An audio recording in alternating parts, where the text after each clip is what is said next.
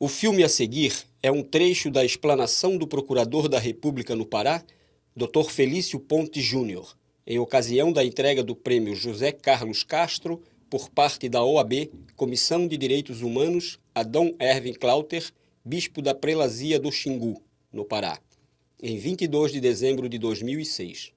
Felício Pontes tem marcado sua atuação como grande defensor dos povos indígenas e comunidades amazônicas.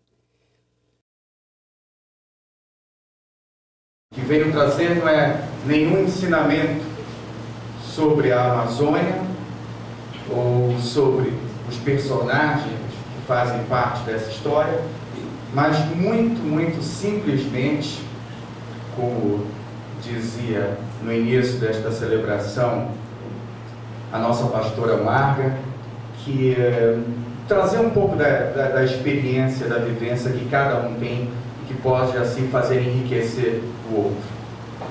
É nesse sentido, então, que eu gostaria de começar dizendo que toda a base do que eu possa transmitir em relação a esse tema está centrada, está calcada apenas na minha atuação como Procurador da República, como membro do Ministério Público Federal. E o membro do Ministério Público Federal tem por missão, dada pela Constituição do Brasil, fazer a defesa da sociedade. Se a gente pudesse simplificar a missão do Ministério Público e dizer que era essa, a defesa da sociedade. E não dá para fazer a defesa da sociedade sem as organizações governamentais que estão ao lado nosso nessa missão.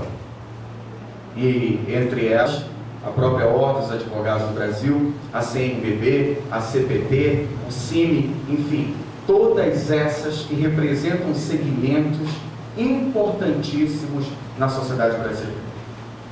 E se algum sucesso, se algo novo, se algo forte conseguiu ser feito pelo MPF, foi por conta dessa parceria, desse trabalho conjunto, e não nada do Ministério Público feito sozinho. Então, o que poderia trazer aquele que tem por missão, no diária, fazer a defesa da sociedade num país extremamente injusto? Extremamente injusto. Veja que tarefa, que missão árdua se tem nesse trabalho. E dizia alguns colegas que difícil era para alguém do Ministério Público, uma missão que tem, conseguir dormir todas as noites diante de tantas injustiças que se tem nesse país. Não é fácil. E essa experiência de ser Procurador da República numa região de conflitos é uma experiência extremamente enriquecedora. Eu posso assegurar aos senhores e às senhoras que nós estamos vivendo hoje uma época de transição na Amazônia. Uma época de transição. Está em jogo agora, neste momento, quem vai ficar com a Amazônia.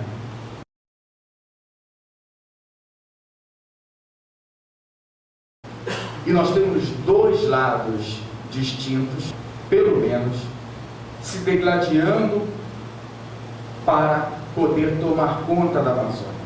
São dois projetos de desenvolvimento, dois projetos diferentes entre si. Aliás, muito diferentes entre eles. O primeiro projeto, ele vai começar a ser elaborado na década de 70, na época do governo militar. É nessa época que se vai construir aquilo que eu chamo de projeto de desenvolvimento predatório. Ele estava calcado, naquele momento, em duas atividades econômicas para a Amazônia. Duas, achando que a Amazônia poderia gerar frutos para o Brasil, calcado exatamente nessas duas atividades. A primeira, a madeira, e a segunda, a pecuária. Por aí se tem a ideia de que esse projeto não foi elaborado nem servido aos povos da Amazônia, a população tradicional. Ele tinha esses dois motes de desenvolvimento, madeira e pecuária. Então, no primeiro momento, eram trazidos empresários, entre aspas, da madeira, de fora da Amazônia para dentro, que, com o processo de grilagem de terra, conseguiam tomar conta de uma imensidade de terra, derrubavam a floresta, derrubavam a mata, e logo depois, como não servia mais a madeira que restava, porque só precisavam, só retiravam praticamente a madeira nobre, entregavam a terra sob venda aos fazendeiros, que terminavam de colocar abaixo o resto da floresta, e com isso iniciavam o processo do plantio de capim. Era isso que acontecia. Esse foi o modelo de desenvolvimento que foi trazido por nós, cunhado em Brasília e implementado desde a década de 70 na Amazônia. E até hoje temos profundos resquícios ainda desse modelo. Até hoje ele tenta se tornar presente, ficar em pé.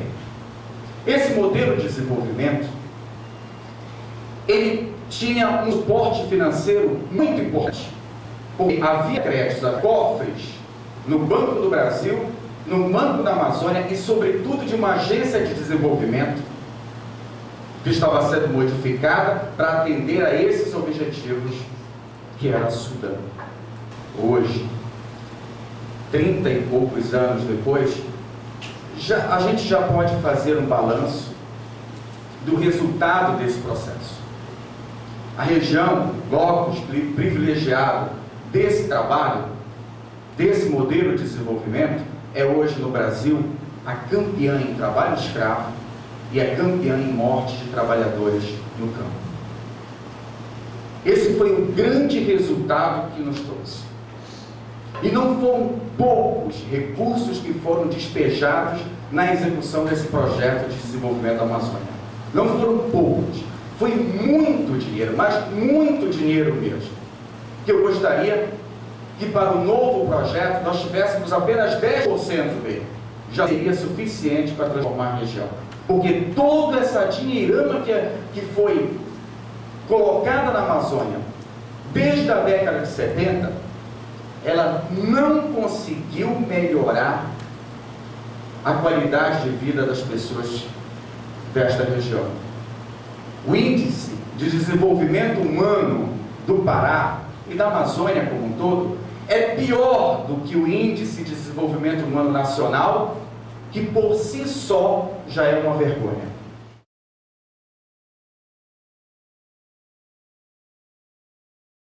Outro projeto vem sendo trabalhado já há alguns anos e agora se pode apresentar com nome e sobrenome.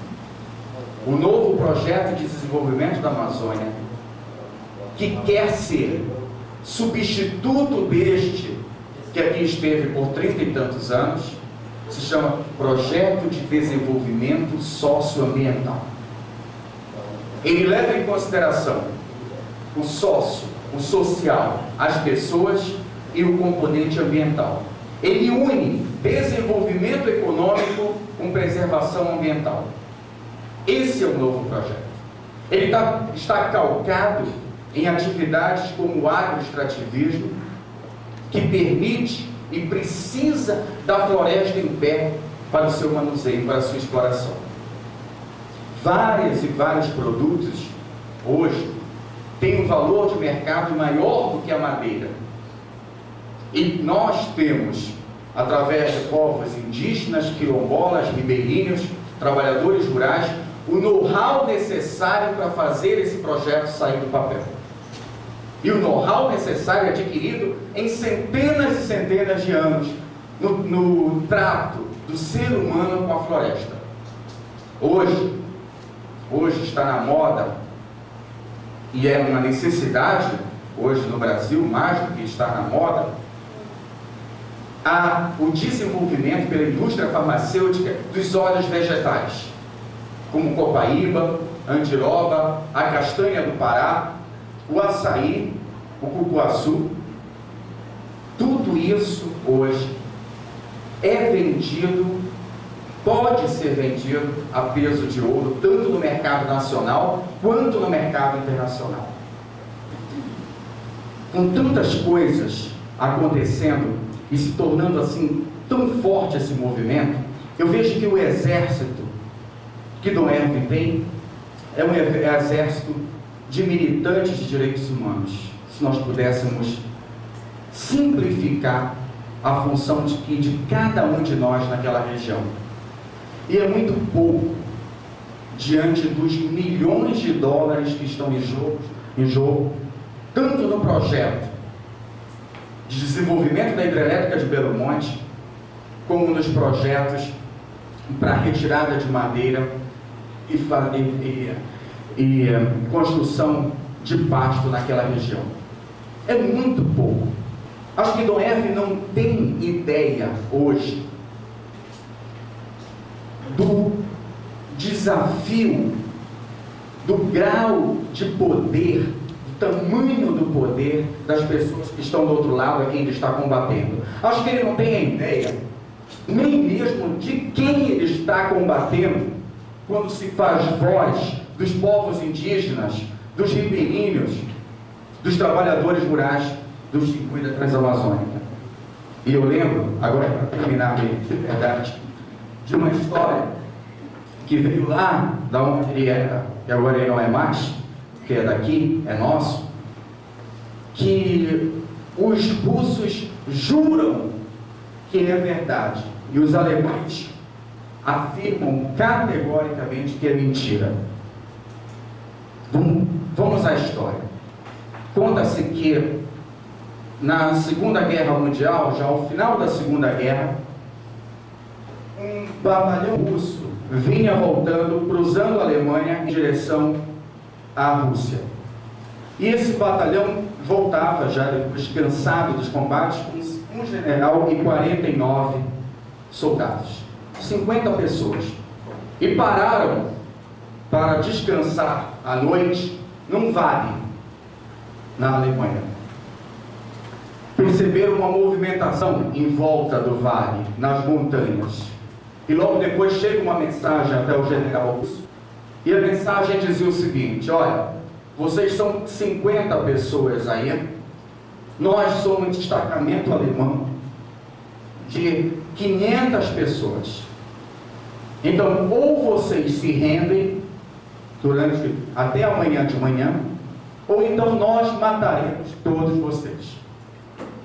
O general russo viu a movimentação lá, preparou uma estratégia de ação e conseguiu passar pelo bloqueio alemão através de umas cavernas que existem na região. E chegou à Rússia e chegou a Moscou festejado como herói de guerra, pelo feito de salvar todos os 49 soldados russos. Chegando a Moscou, então, ele é indagado pela imprensa como é que ele tinha conseguido essa proeza.